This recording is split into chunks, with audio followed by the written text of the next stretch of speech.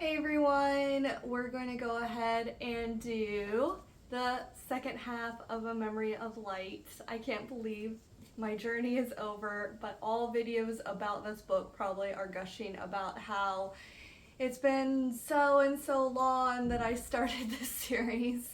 Um, so for me, it's been 5.5 years, I believe, maybe 6. I'll have to go back into my memories to figure out when I actually started because it was before I started this channel. But yeah, it's been a very long time since I started. Oh wait, no, I do know. It's like right before COVID, so that would be 5 years. Yeah, it would be 5 years. So anyway, A Memory of Light was very, very, very good. It is not my top book, and I'll get into reasons, but the climax was incredibly satisfying, and it is in my top 5. So that just gives you kind of an idea of where we're going to be at in this video. I'm going to be going through the different parties in the climax. Obviously those change sometimes, but not the whole time, so I'll just kind of group them together, and I have my notes right here. So let's go ahead and get started with that. So let's start with just your main grouping: Rand, Nynaeve, Moiraine, and I forgot to put Alana on my list, but Alana's there. So that group, I do love it. I feel like a lot of people in this fandom don't like the more like philosophical battle, but for me, I'm a math major, and I don't know if you know this, but it's like it kind of interjects in some points. So to me, this is like beautiful, and it's very like Crichton-esque. Sometimes Crichton has like more of a philosophical climax. Um, so I loved it. I loved the battle. I love the parallels between this book and Eye of the World are really cool. How he's having his separate battle, but it's influencing the more traditional battle. That's really cool that it's like going back to its roots of the story. I really, really enjoyed that a lot. And I love using Kalandor's flaws as like a trick against Morden. That's super cool. I love clever endings, so that was very clever. It wasn't just the philosophical battle, but it was also like using the Dark One's own servant against him, which is like very poetical. I really enjoyed that a lot.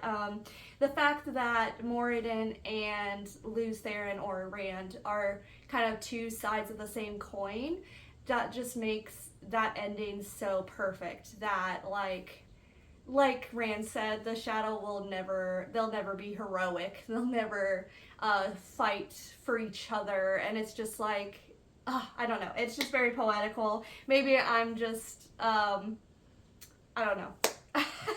I'm not cynical. I'm sorry. So I really, really liked it a lot. I really enjoyed the cool power stuff, kind of like the cleansing. That is very parallel to Eye of the World, and also the cleansing, which I believe is Winter's Heart, as far as I remember. Yeah. I also like the Alana stuff, how Nynaeve heals her just enough for her to be conscious, just enough to release the bond before she dies. That's very cool.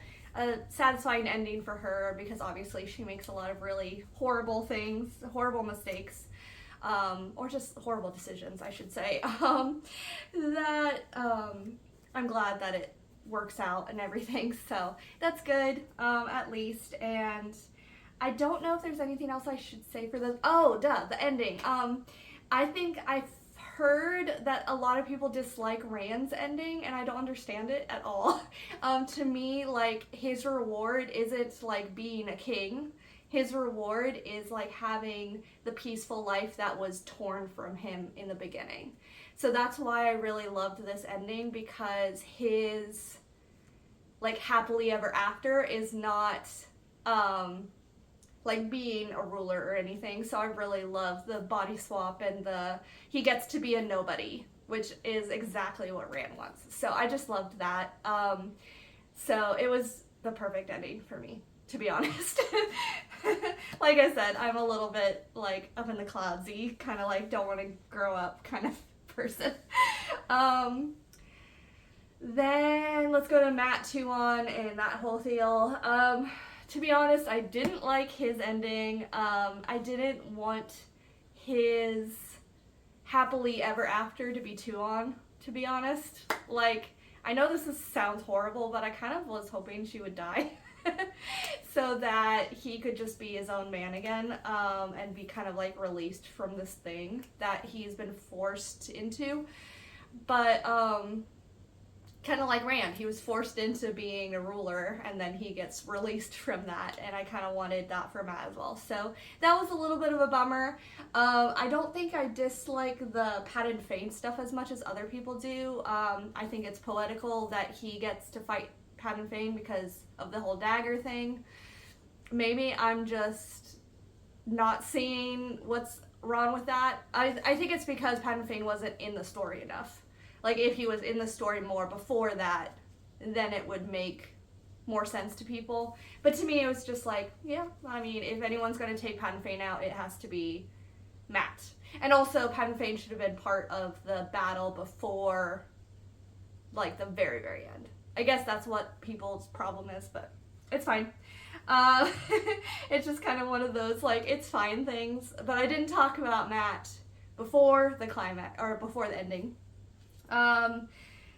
It was just so satisfying for him to be the general, for him to be the son of battles. I've been waiting for so long, so I was just really happy that he gets to actually lead, and it doesn't come easy. That's good. Like, it wasn't too easy for him.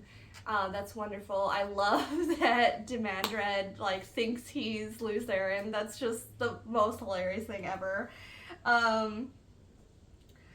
Let me see. Oh yeah, I do think I suspected that his death, like, disconnected him from the horn and that someone else would blow it. But I will talk about that later, because I did not want it to be Oliver. I will tell you who I wanted it to be, so a little bit later. Perrin, Gaul, Lanfear, and all of that jazz, and a little bit Berelain. I love Perrin. I'm a huge Perrin person, so I did love the Perrin stuff in the dream world with Slayer. Slayer has always kind of scared me, and because he can just whip in and out of anywhere. So I really love that, like, that's Perrin's job.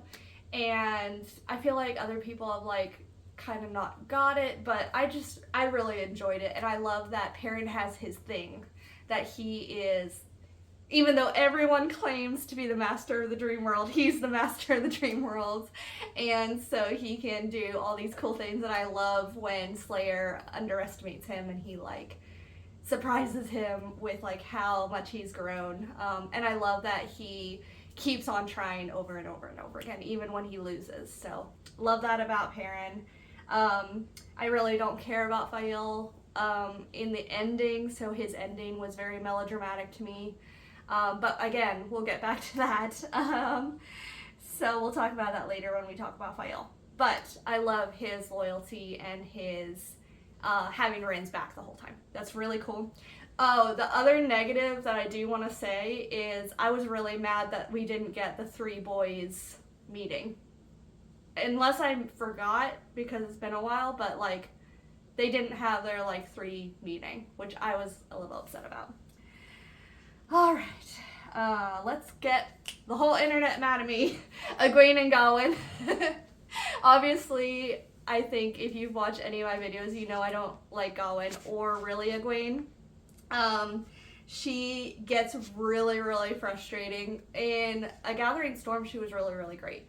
But in all the other books, she's very much, like, up her own butt, to be honest. And she just, like, is way too sure of herself, like, not justifiably so. Like, she just always thinks she knows everything, and it's really frustrating.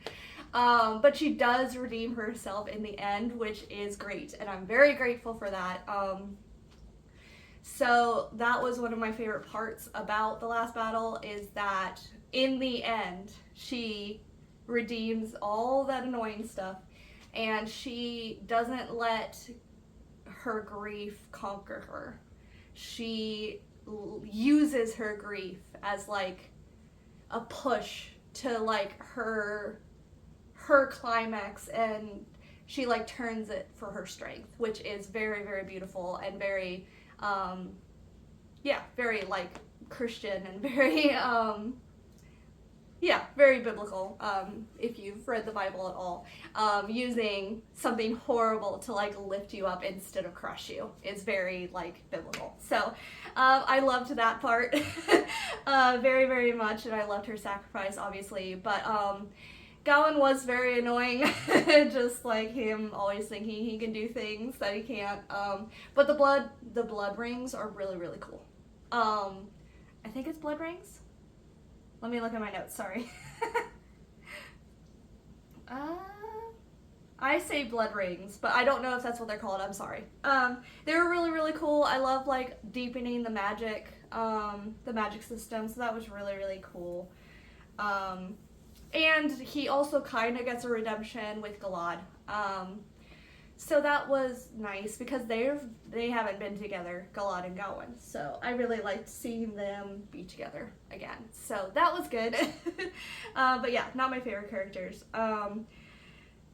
Let's get back to some of my favorite characters.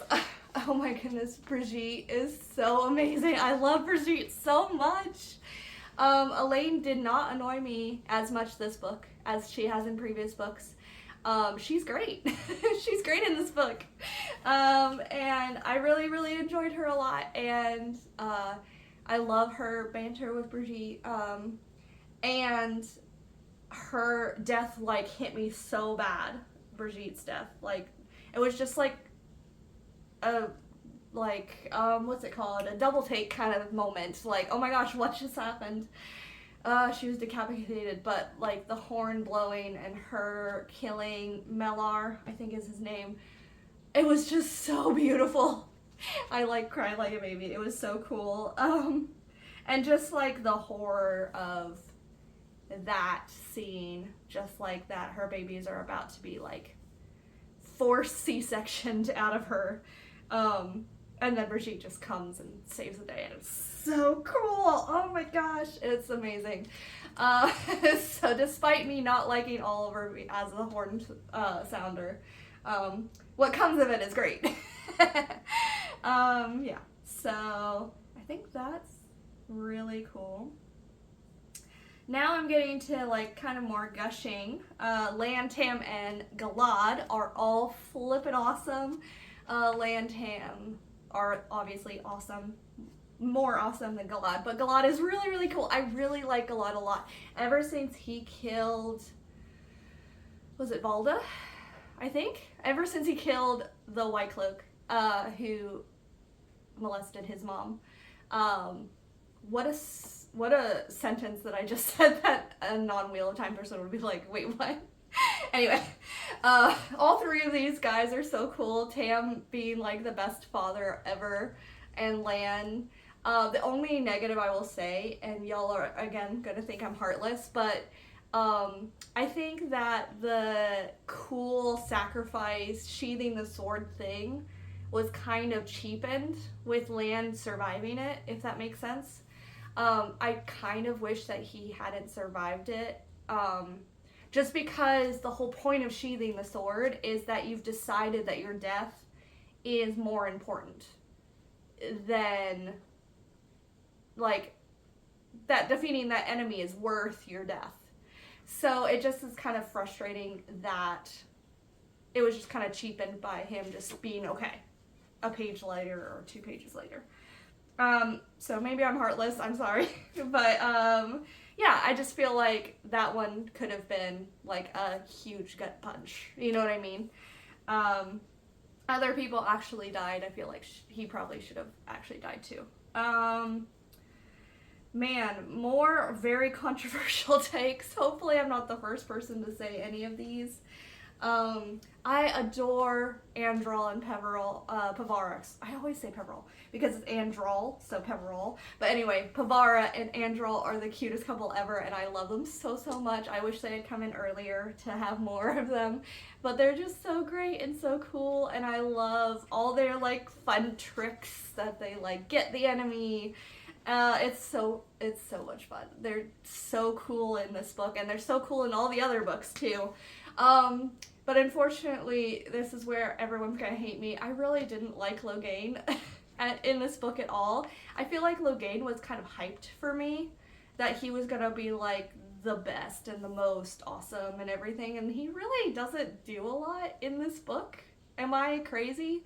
Like, so I think that's like probably my biggest take, is that I don't really like Logain at all. And I hated his ending, and I hated that he was super selfish and like everyone's dead or dying, and he's like, I'm gonna go find the most powerful thing and be the ruler of everything, and it's just like, no, you're not going. Anyway, so yeah, I didn't like Logain. He's probably the only character that I'm supposed to like that I didn't like.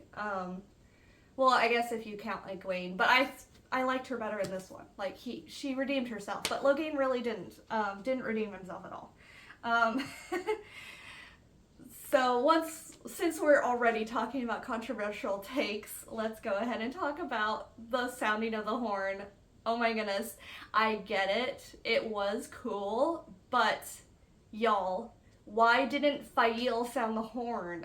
I wanted Fael, that to be Fael's thing, her moment. Why did Fael not sound the horn? That would have been so cool. I was so mad, guys. I had predicted Fael sounding the horn from the moment they gave her like that task. And I was like, Fael's gonna sound the horn. As soon as they were like, go find the horn and get it to Matt, I was like, no, she's not gonna get it to Matt. She's gonna sound it herself. And then everything leading after that moment seemed to confirm that she was gonna sound the horn. And I was just like, that's so cool, because like she's been a very up and down character. You know what I mean? Like she's been like sometimes cool, sometimes great, sometimes annoying, sometimes horrible. So it's like very up and down. And then to give her her moment in the end, to be like, look how much she's grown. Now she can be a here for the horn or the sounder or whatever. Like that would be such a cool ending to her story. But no, like, she just hands it to a child and runs away. It's like, again, I kind of wish that she had died. Like, oh my gosh, it's so annoying. But like, why could she not have been the horn sounder? That would have been so flippin' cool. And it's just to get a moment with Oliver and Noel. And I really don't like Noel either. Maybe I just dislike all these characters that I'm supposed to. I don't think Logain's the only one anymore. But like, I don't get it. I don't understand why, like, Jane Farstrider, the whole thing, like, I don't get it. Like, why couldn't Fael have her moment? Is like what I thought. Anyway. I'm gonna like get everyone mad at me. It's really funny. The one random thing from this storyline that I did want to add is I'm so glad that the horse thief guy, and I don't even remember his name, was not a dark friend. That was so cool when he like rode up and helped Fael. That was so awesome. So that part I loved, that he was not a dark friend, because him being a dark friend, I was just like, no, he is not. Even if Sanderson says he is, I disagree. So, that one was so, like, relieving. So yes, I did love this. I know I'm being really negative, and I hate being negative about books, because they're awesome, and this book was awesome. But yeah, there was a couple things that I really, really disliked. But again, I'm incredibly satisfied. This was all worth it. I don't want anyone to think that I don't like this book. Oh, and I never said, I'm sorry, Swan and Gareth Bryn's deaths was heartbreaking, horrible, so hard. But yeah, I forgot to put them in the list, I'm sorry. I don't know what else to say other than I'm so grateful for this story. It's been a companion through a lot of really hard years. Ironically, not when other people had hard years. I had a pretty good COVID year. But it's kind of weird to say. But yeah, a lot of really hard years with a lot of pain in my pain condition, and this book series gave me like pushes through very depressing times and very painful times and very just like difficult to carry on moments of my life. And now I'm gonna get all teary-eyed. Shoot. I don't want to cry on this video. That was not my plan. But I'm like, it's over. You know what I mean? Gosh. Which it's not over because my brother's reading these books now, and now I can be the one taking him through that journey, which is really special. But yeah, now it's over for me. Other than reading it through again, which is really, really cool. Like, I know it's not over, but it's just been like 5 really beautiful years and really painful years. But like Egwene, like, I'm gonna use that grief as strength. You know what I mean? So, gosh, I never thought I would cry on a video, like, ever. That's not really me, but this was completely not planned. I'm sorry.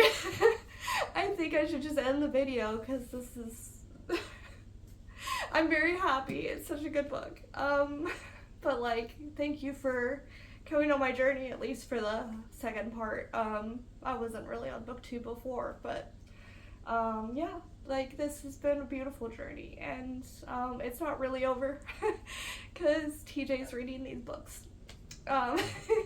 Thank you. I'm so glad. I mean, he's not watching this because it's about the last book, but maybe one day he will. So yeah, say in the comments what you agree and don't agree with me, and if you want to see my first half comments, they're in a different video, so I'll link that down below as well. But yeah, you'll have a great day. Oh goodness, I'd not like this normally. Have a good day.